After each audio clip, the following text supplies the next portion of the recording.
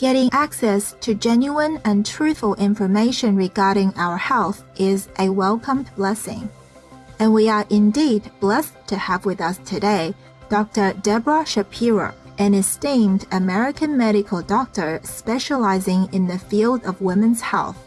Welcome to our program, Dr. Deborah Shapiro, Vegan, Champion of Women's Health, Part 1 of 3.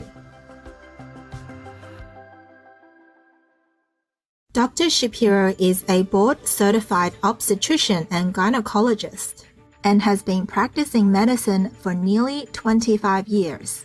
Having been constantly reminded by those struggling with chronic illnesses that are often reversible and lifestyle-related, Dr. Shapiro broadened her expertise by advancing her knowledge in plant-based nutrition and obtained a certificate in the area through the T. Colin Campbell Center for Nutrition Studies and D. Cornell. Apart from helping patients as a specialized surgeon, Dr. Shapiro became a vegan lifestyle coach and educator so that she could teach people the skills to help themselves through adopting a healthy vegan lifestyle.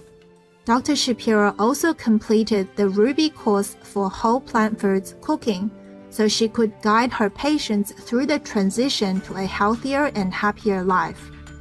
Furthermore, she is a diplomate of the American Board of Lifestyle Medicine. As a professional health coach, Dr. Shapiro is in a unique position to clarify issues related to diet and the well-being of the body, especially with regards to women's health and breast cancer.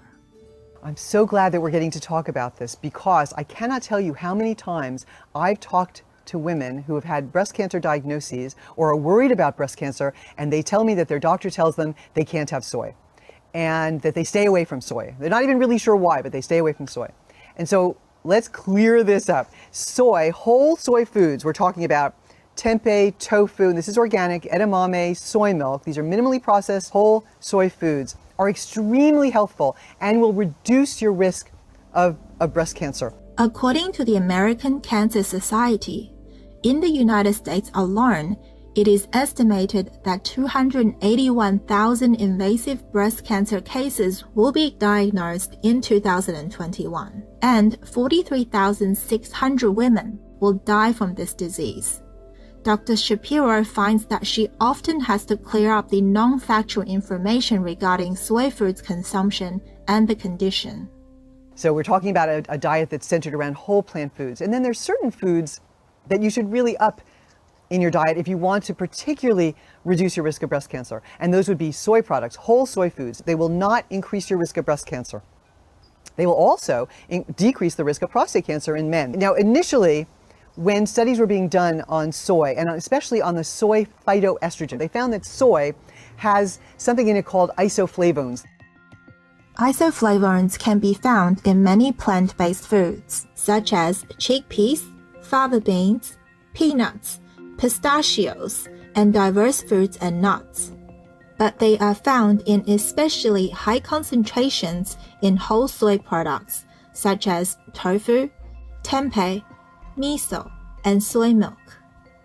Isoflavones are a kind of plant estrogen known as phytoestrogen.